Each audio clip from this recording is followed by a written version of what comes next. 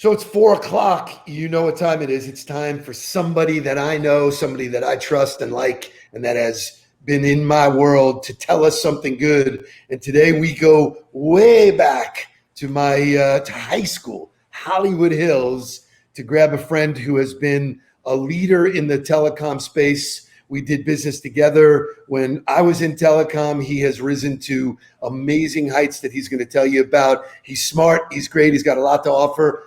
John Lieberman, it's your chance to tell us something good. Hey, Steve, and great to be with you today. And what's really amazing is I was thinking about how long we've known each other. And I hate to say that it starts with a 4. And it's more than 40 years, Steve. So it's great to be with you and reconnect with you. I always enjoy seeing you. I want to start really by acknowledging this moment that we're in, which I think is really one of these profound times that we're going to look back on. And I think it's going to be a really positive time in the world. This stuff, obviously with COVID, but even more so with Black Lives Matter and with the country embracing the racism and issues that we've had, really since the founding of the country, coming to a head right now. I don't know about you, but I do feel like times are changing. And I think this is really positive for society. It's about time, long overdue. And as we look back on these times, I think this is just one of those moments that feels different. And I think people are really embracing it. And I really welcome this change and stand in solidarity with our African-American brothers. So I could not agree with you more. It feels like this time there's going to be some action. There's been a lot of rhetoric over the course of my life. I'll be 60 years old. I grew up, when, imagine that, I'm going to be 60. Whew, that's mind-blowing. But I think you're right. I think this is a time when I feel that something's going to get done that will be forever and will be lasting, and we'll look back at, wow, that was a real time of change. And so, and it goes hand in hand with COVID and changing human behavior, and us, having, for me especially, having gratitude for everything I have, not what I don't have. So, good point. Way to kick off, because that is definitely something good. Yeah, and I look at this. People see, they turn on their TVs, and you're on the internet, and it feels like there's a lot of conflict and divisiveness, but at the same time, I see a lot of unity. I see people coming together. Obviously, we see some of the behavior out there that none of us condone, but I see a lot of folks that are out there protesting, and it's people from all walks of life. And so I see this as really unifying this country, in many ways the world. And so as we look back on it, I think that's going to be a really positive development and change. From the COVID point of view, I got to tell you, I've seen some of your other sessions, and I know some of your other guests have felt the same way. Just from the family dynamic point of view, I have teenage kids, and we have our little nuclear family, and in some ways it's brought us closer together. We're going outside, we're doing activities. We're not seeing, other friends and family too much. We're being together as a family, and of course we have our moments. But all in all, I got to tell you, it's been one of these times when we look back on it, we'll always remember it, and in some ways, it's helped us to become closer as a family. I think that's really well said. My son, who coaches at University of Florida, 22 years old, there was never any event that would have brought him back to live with me. He was gone. He's living his adult life. And then all of a sudden this happened, and he's thrown back like, Dad, I got to get out of Gainesville, whatever. And so I spent 3 months with my 22-year-old. That is the most magical time, because I'd never really spent time with him like that as an adult. He was busy running and doing his own life. So, I'm grateful for that. Switching gears for a second, you're a very, very accomplished technology executive. You and I know each other from when you were in the cell phone business, as I was, but you've continued to really outkick the coverage and, take all that technology has done. And so the revolution has treated you well. So why don't you share with people what you do now, a little bit of what you did, and what you see how technology has really affected the way we live in a really positive way. And it's been tested. Yeah, thank you, Steve. And it is amazing that we go back to those days when we didn't even have cell phones. So I do feel like we've come a long way. And fast forward to today, Itopia is a company that we founded now 7 years ago, and we founded the company really with one mission, and that is to enable companies to rapidly turn every employee into a remote worker. And our mantra is that we can do it in 24 hours at scale. And who knew when we founded the company that we would find ourselves in the middle of a pandemic? So you did the virus. You're the guy, right? I'm the guy. I'm responsible for it. And little did we know at the time, right, that we were building a company that was in many ways built for this moment. But from a company point of view and from a reach point of view, I mean, we're a software company, and our software is very deeply integrated with Google Cloud, and Google is a worldwide company. So all of a sudden, we found ourselves in a situation where every single vertical market in every geographic territory in the world of every size, from small to medium business to very large enterprises, needed to immediately find a way for workers to work remotely and access their corporate network and documents. And so, Google came to us and said, hey, we're in this moment, can you help? And as a result, over these last 3 months, we have grown the company exponentially. We are, tracking 3 times what we projected this year for growth. And what's really interesting is that with the relatively small team, we are selling remotely all around the world. So all of our team at this point is working 14, 16-hour days, 6 days a week, in some cases 7. We are up early with India, with Singapore, with Japan.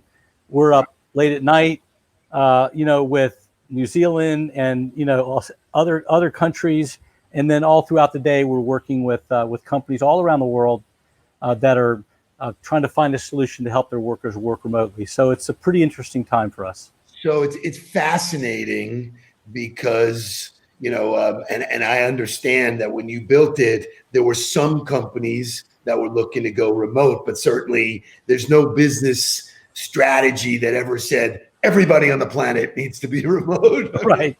It's just, so when you think about it, it's almost laughable. But what I'd like you to comment on, if you can, is there's still a big part of the population that thinks it's going to go back to what it was, like, oh, we want to go back to normal. So I'd like you to comment on what you're seeing, what you see the trends are in terms of trusting remote work. Work is getting done at scale that could have never been done like this before. So we see really 4 kinds of people out there, and that I think you have to think about as we look at new normal, right? And if you look at just in the short term, this summer and going into fall, the first group of workers are folks that have some comorbidity issues or illnesses that or conditions, right, that make it very difficult for them to go back to the office. The second group, or family members that have it. So or family. Well, that's the second group. Family members that are their dependents, parents, right, or somebody that is in their family in their life that they have to look out for. It's going to be really hard for them to go back to the office. The third group are people that cannot wait to go back to the office. They want out of their house or apartment, and they're looking to get back to the office as soon as possible. And then you have a fourth group of workers, and that's where a lot of us find ourselves in, and that is where that we found that working remotely, A, is not that bad, B, has huge benefits. I mean, you take some of the people on our team, they're commuting 45 minutes to an hour a day to the office. Our office is in Wynwood, our headquarters, and they're coming down from Fort Lauderdale or Boca or Aventura, And it's taken them, 2 hours a day of transit time. That's 10 hours a week. That's a full day a week. So all of a sudden, they're able to get more done. They're able to have a lot more time. And they're saying, like, do we really need to go back to the office? So in our case, and I suspect that we're pretty similar to others, we're going to continue to work from home, certainly through the month of June, the last month of the quarter, and more than likely, in July. Now, I'm old school. I like to be in the office. I get it. I like the camaraderie and the esprit de corps that you get. But I have to tell you that working at home, it's not that bad. I mean, I'm out here on the balcony of our condo, and it's starting to rain out right now, but still, by most standards. So I get it, and I think that as things get back to normal, I think that there will be a certain percentage of the population that will never go back to the office, and that's what we're seeing with our, with our strategic relationship that we have with Google. What we're hearing, from them is that, while they have an in-house or an in-office culture, they're visualizing a world in which a certain percentage of their workers will never come back either, and take advantage of all the tools that they've built to enable workers to continue to work from home.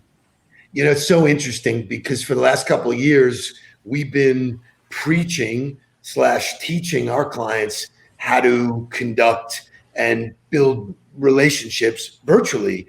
And it was so foreign to people, just like, even the work that I did, clients would say, all right, when can you be in my office? And I go, I don't need to be in your office to do this work. It's more efficient if I do it this way. And so I think, this was like a knock on the head to people that said, whoa, I don't have any choice. Now it's an experiment that I have no choice in.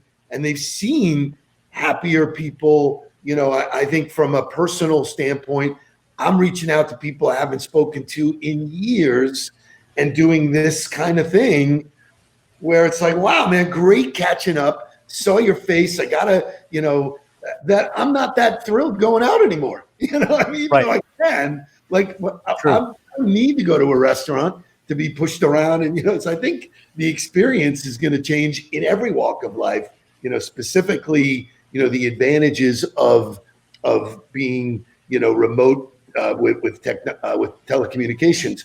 So what does being a Google partner mean? What is that certification? Well, just to be clear, our business has evolved. We're a software company. Okay. Through and through. Our software helps companies migrate into Google Cloud exclusively. And we've worked with Google now for 3 years exclusively. So anytime they have a customer that's looking to bring over their infrastructure, their IT infrastructure, and their virtual desktops, they look to us as one of their go-to partners to help the companies do that. Wow. So our software automates that process and then gets the customer over into Google Cloud. And then once they're in Google, we have a control plane, we call it, or a control panel that a technician would go in and can manage manage their environment in the cloud on a day-to-day basis. So wow. It's pure software, and we're in a situation now where we're able to sell and service our customers remotely, and it's a pretty cool feeling. Well, I follow you on social media, and I always like keeping up with you. You've won a bunch of awards, and you've become a thought leader in that space, which is really, really cool. And congratulations for that. So I'm going to switch gears and talk about you personally. You've seen a lot that the way business has changed. You've been on the sort of the front end of the cell phone world and then into VoIP and some other things that you've been involved in. What would you say are your personal keys to success? Oh, that's easy. For me, it's about leadership, and leadership is about commitment.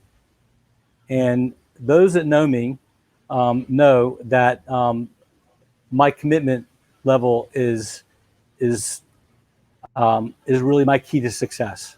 It always has been. I'm one of these people that when I dive into something, I'm committed to seeing it through and to being successful and coming out on top and winning. And it may take a while. It may take more capital to get there. But my commitment and my perseverance really to attain the goal is really what drives me and is where I get my strength. So it's all around commitment. And I think that when someone's committed to something, they have a passion for it. And that is what other people see. And that's how you get them to buy in, by demonstrating your commitment, which translates into passion and then translates to getting others to buy in. Brilliant. Absolutely brilliant. I mean, you know, one of the things I've always said, when you hang around successful people, success leaves clues. And that seems to be a commonality among people, like, hey, whatever it takes, I'm committed to the end game. I'm going to go through it. And so that's great. In the last couple of minutes that we have together, is there a backstory to the name Itopia? Because it is a futuristic, great name. I'm curious if there's that's a great story. That's a great story. So when we were trying to come up with a name for our company, by the way, it was easier to come up with the idea for the business than the name. And because there's no names left.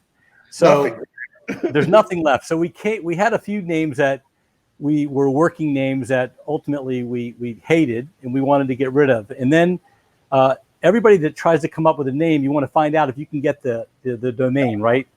And so we somehow we liked IT because we sell to IT professionals and we sell to enterprise IT departments. And then of course Utopia, which is what we're all seeking at some level, right? And so naturally, putting those two words together, Itopia, translates to IT happiness. So once we came up with that name, we started to do a search and we found out that itopia.us was available as a domain, but itopia.com was not. So we ended up deciding that we would stick with itopia.us in the hopes that one day we could find itopia.com, because it was one of these domains that wasn't being used, but you couldn't find the owner, right? We've all been there. So make a long story short, we started the company with itopia.us, and I searched every single week for 3 years to find out who owned the itopia.com domain. And I finally found the owner. His name is Jerry Poulet, and he's based in Belgium. And I reached out to him and I said, hey, I want to buy the Itopia name.com. He said, well, it's not for sale. And so I said, well, we'd really like it. What could I do to buy it from you? And what could we agree on something? And he named some astronomical price that we were not in a position to pay. We barely had 2 pennies to our name. And then I came up with an idea, and I said, Jerry, I said, listen, and I found out Jerry was an entrepreneur. And by the way, we've become good friends now. This is 5 years. And I said, and I found out that he was an entrepreneur, and he owned the name itopia.com from the 90s. And he had started a company that was hugely successful in the 90s, but died on the .com, when the .com market exploded, but he kept hold of the name. And he said that was a sentimental name for me. And I said, well, how about this, Jerry? I said, I can't give you much money for the domain, but how about if I fly you and your wife to Miami? I'll put you up in a fancy hotel, and my wife and I will be your personal hosts and guides for the weekend. And I'll give you some stock options in the company. And he said, I can't believe that you came up with such a creative deal. I'm in. Good for you. He says, who should I assign the domain to? I said, well, don't you want to do some paperwork? And he said, no. He said, I completely trust you. That's such an insane offer that there's no way that you're going to scam me.